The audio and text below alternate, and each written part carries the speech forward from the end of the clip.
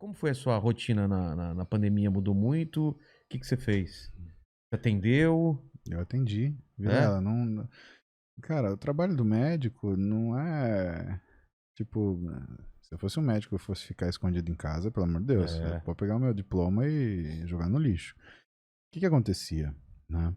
As consultas que eu tinha marcado de medicina esportiva, né, de avaliação também, como fechou a academia, o que acabou acontecendo foi que, assim, na primeira semana, 80% desmarcaram.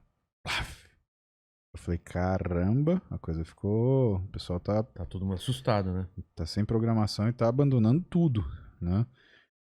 Na segunda semana, o que começou a acontecer? O pessoal tava com medo de ir no hospital e me ligava. Eu acredito muito no médico de confiança, sabe? Do seu médico de confiança. E eu tento ser isso para os meus pacientes, né? Não só um especialista, não só um ortopedista ou um médico do esporte. Eu tenho essas duas especialidades: ortopedista e traumatologista, sou especialista em traumatologia esportiva e artroscopia, e sou especialista em medicina esportiva. Mas eu acho que na convivência e na confiança deles, eu me torno meio que o médico deles. Todos os meus pacientes têm o meu telefone, eles me chamam, eles me perguntam coisa. Porque, sabe, Vilela, eu acho que o médico ele tem que ser esse cara que, quando a coisa apertou, você chama, meu. É, mas é isso mesmo. Porque você não vai no médico pra tomar cafezinho, você não vai. Ah, eu não vou dar meu telefone pro paciente. Por quê? Você acha que teu paciente vai ficar o quê? Mandando piada pra É, você, mulher pelada? Não, quando ele te exatamente. chamar é porque ele tá precisando. Ele não quer ficar te enchendo o saco, ele quer poder contar com você.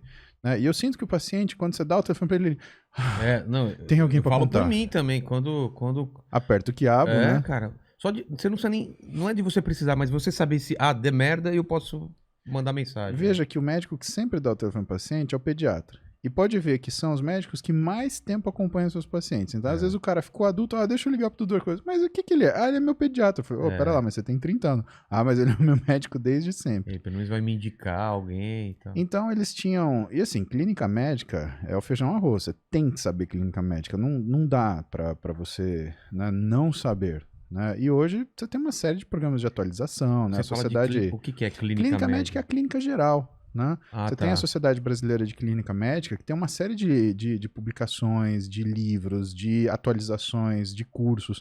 Não nessa época na pandemia, mas tem uma série de congressos, de reuniões, atualizações. Os caras trabalham muito, né?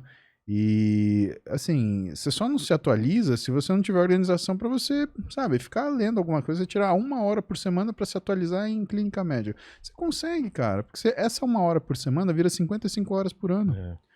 Essas coisas escalonáveis, elas vão andar. Outras, se você escuta uma doença aqui, o que, que era isso mesmo? Abre lá, você tem que ter por isso que sala de médico tem tanto livro. Às vezes você escuta alguma coisa que está fora do seu dia a dia, você vai rapidinho entre um paciente e outro, pá, pá, pá, e lê. E, Aham. cara, você aprende. Você fala que estudar em 5 minutos você aprende? Aprende. Porque o sentimento é a cola da memória. Você tá com aquela angústia daquele paciente por causa daquela doença naquele momento. Aquilo fica dentro de você.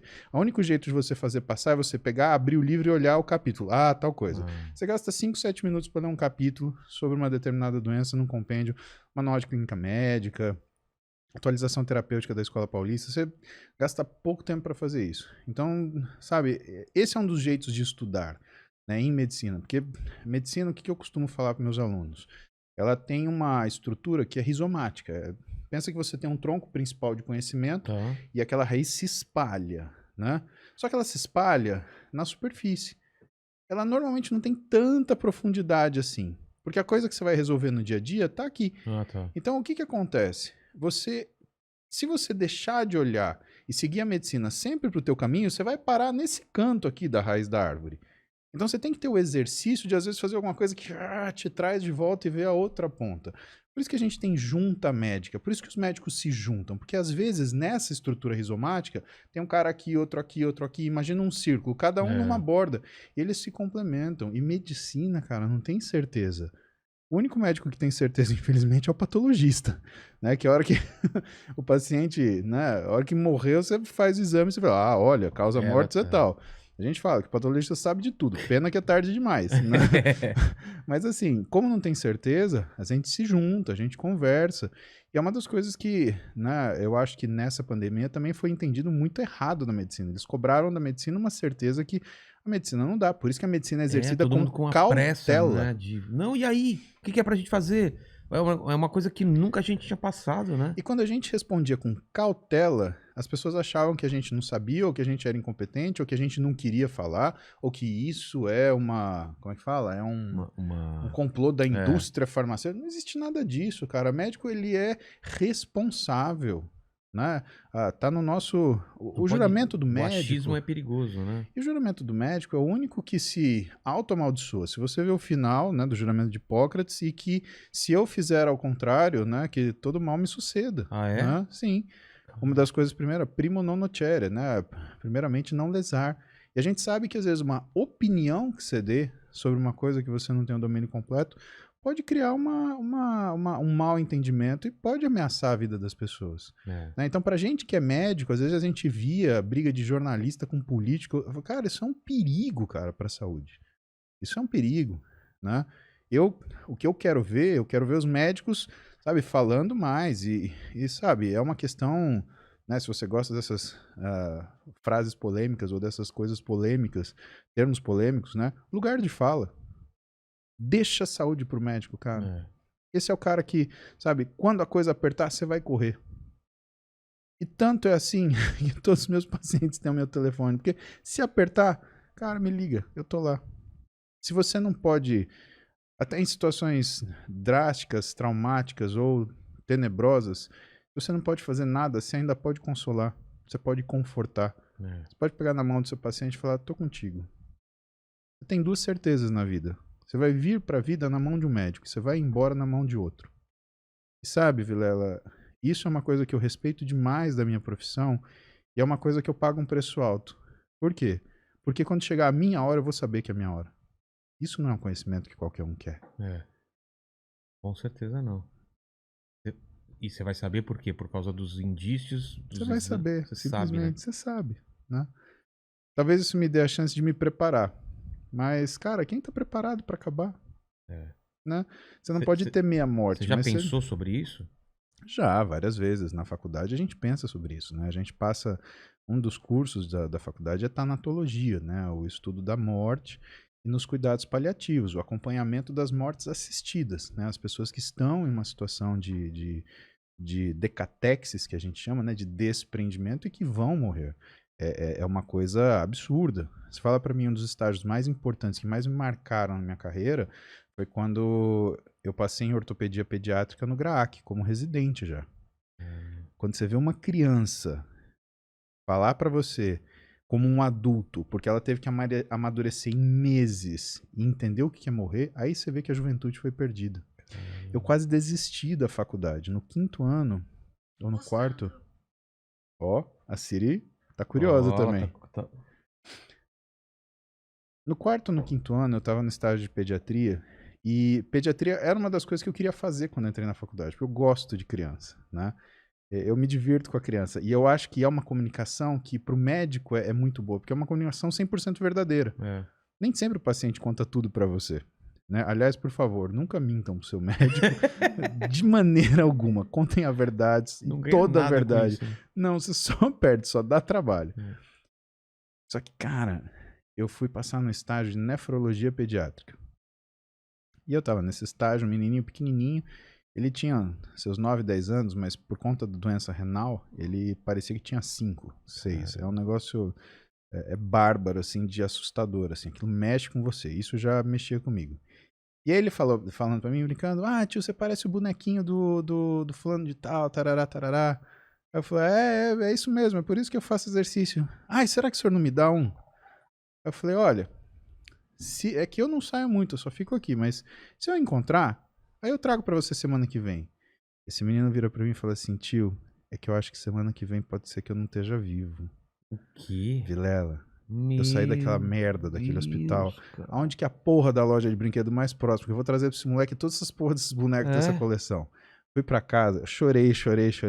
Não vou fazer mais essa merda, não quero mais ver isso. É Caramba. assustador. Você pode assistir qualquer filme de medo. E ele falou Você vê uma como coisa isso? Aceitando, já tranquilo.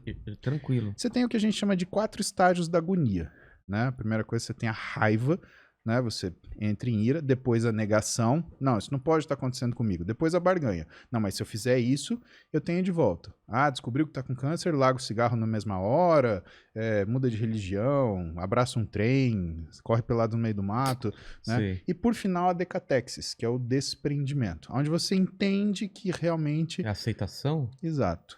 E essa aceitação, né, muitas vezes você vê o paciente nessa situação.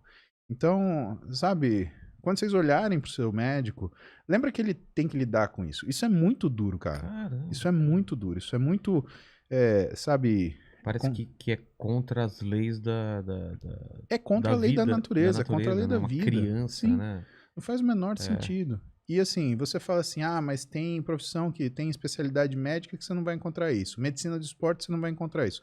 Aí que você se engana. Medicina do esporte, a gente vê muita gente que acha que é saudável. Porque vai treinar. Ah, no É. consultório a gente faz pelo menos 2 diagnósticos de câncer por mês. Caramba. Você vai investigar a pessoa, você olha uma coisa meio esquisitinha, você vai seguir lá, pum, câncer de tireoide, pum, câncer de cólon. Aparece, cara. Aparece. Eu fiz um diagnóstico de câncer de intestino que estava já com metástase para o fígado no pai de um paciente meu de muito tempo, né? Ele estava bem, falei, pô, você não dá uma olhada no meu pai tá querendo voltar a treinar, ele é novão, um cara sensacional, gente boa pra caramba, falador, papapá. Aí, cara, o senhor já fez um check-upzão? Não, não sei o quê. Tá bom, vamos fazer um check-up. Parte da triagem normal, você pediu um ultrassom de abdômen. Veio uma coisa meio esquisita ali. CT. Puta, tumor. Eu liguei pra uma colega minha, a Heloísa, doutora Heloísa Vise, muito competente. Falei, Elô, e, cara, ela atendeu ele na mesma hora. Falou, ó, tô com um paciente assim, assim, assim, fez esse diagnóstico, eu preciso que acompanhe imediatamente. Não, manda pra mim. Graças a Deus, esse homem tá bem, tá vivo, era uma doença grave, né? E fígado é ruim, né? Quando o fígado ele é tomado por qualquer tipo de neoplasia, a notícia é ruim, né? E eu segurando tudo aquilo, porque, pô, eu tenho aquela baita relação de amizade mesmo com esse paciente meu, que é de muitos anos, né? Criei uma afeição pelo pai dele, porque, pô, é o pai do meu paciente que eu conheço, que eu gosto, que eu trato, que confia em mim, né? E aí, como é que faz? Então, sabe, tudo bem que tem aquela só, quem procura acha, mas é obrigação do Ué, médico procurar, cara. claro. Você não vai procurar, né? Você vai fazer o quê? Fechar o olho e falar, ah, não, não é comigo, não é minha especialidade. Como Tem se essa. isso. Você tá com o CRM, cara, é pra você usar ele, é pra você fazer o que ninguém quer fazer, que é, sei lá, muitas vezes você ter que dar notícia ruim. Porque essa notícia ruim, muitas vezes, ela vem numa hora boa, e aí você consegue tratar. É, veio aqui o Rabin, a mulher dele, e a mulher dele foi isso. Ela foi fazer um exame rotineiro e descobriu um câncer logo no início, cara. E conseguiu tratar. Imagina se não tivesse descoberto, né? Pô, e bom, porque hoje a gente tem métodos de detecção cada vez mais Mas, precoces, mas a né? impressão minha ou explodiu, assim, parece que câncer, assim. A gente não escutava muito quando era criança que alguém teve câncer. É porque não se diagnosticava ou porque realmente agora tem muito mais casos? As duas coisas, Vilela. A gente vive pior, então a gente está mais exposto a situações que fazem com que a gente desenvolva, né, neoplasias, e a outra a gente faz mais diagnóstico, né? O espectro autista também. Se você lembrar, né, É, quando você era criança e eu era criança, a gente não ouvia falar tanto, era uma coisa rara. Hoje é exatamente. razoavelmente comum, né? É. E por quê? Porque uma das coisas que pode levar ao desenvolvimento do espectro autista é, por exemplo, inflamação sistêmica na mulher grávida. Então, a mulher Caramba. grávida que fuma, que sofre muito estresse, que se alimenta mal, tudo isso está relacionado, bicho. Tudo Caramba. isso está relacionado. Então, viver é perigoso, cara. É. E medicina não é um commodity, medicina é uma coisa séria, né? Às vezes a gente vê o comportamento de alguns médicos e você fala, pô, cara, lida um pouco mais sério com isso, né? Ao mesmo tempo, a gente vê outros médicos que querem censurar, brigar, caçar, bater. Cara, não é esse comportamento que você espera. Você não faz isso com um colega. Seu colega você traz pra junto de você, ó, vem cá, deixa eu te ajudar, deixa eu te orientar. E eu acho que, né, em tudo isso que aconteceu, né, com a gente aí nesse período, né, eu acho que faltou um pouco de união da sociedade, a sociedade se dividiu. Acho que isso foi péssimo, É. né? Ainda tá E, sendo, né? exato. E os médicos também se dividiram, né? As pessoas não conseguiram compreender que muitas vezes entre médicos não há consenso, porque o que existem são tantas variáveis que uns escutam os outros e não necessariamente as decisões são tomadas de comum acordo. Às vezes é comum desacordo, mas que a gente acredita que aquilo é o melhor para o paciente naquele momento. As juntas médicas trabalham assim, a gente chega a uma conclusão, mas ainda existe desacordo. O que as pessoas elas imaginam é que a medicina é uma coisa que é 100%. Uma coisa Não, é exata. isso. Cara, não é. Existe um degradê infinito nisso, né? É só você pensar. Pensa, vamos fazer a engenharia reversa, vamos pensar do lado do paciente. Vilela, você gostaria de ser tratado como qualquer outra pessoa é tratada? Ó, tratei o Zezinho assim, vamos tratar o Vilela assim. Você não gostaria. Então, isso não existe, né? A medicina é personalizada, é cuidadosa, ela é investigativa e, principalmente, ela é responsável. E nós tentamos aliviar as coisas para o paciente, mas não é porque a gente está diminuindo o perigo, dourando a pílula, não. É porque, cara, se você tiver que conviver com a verdade mesmo, se você tiver que enfiar a pílula vermelha na boca e engolir e a descobrir o que é o Matrix, tem gente que não aguenta. E não aguenta para descobrir, por exemplo, coisas como: nossa, então quer dizer que tem gente que não tem acesso a esse tipo de tratamento? Tem, tem. Tem gente que morre na fila esperando um tratamento? Tem também. Então, toda essa parte da medicina que, né, é muito difícil para a gente ver e que sofre com política, que sofre com interferências externas. Cara, essa é a parte difícil da medicina, né? Tratar o paciente é o objetivo da medicina. A gente está pronto para sofrer por isso. Eu não estou pronto para sofrer porque eu não tenho recurso suficiente, porque a política ou a opinião ou Então, alguém. cara. Isso não. Isso eu não aceito. Eu não aceito uma pessoa que não tem, né, essa responsabilidade que eu tenho falar para mim o que eu tenho que fazer, o que eu não tenho que fazer. Porque na hora de assinar o nome embaixo, essa pessoa não assina. Ela, ó, corre, ela dá a opinião dela e sai fora.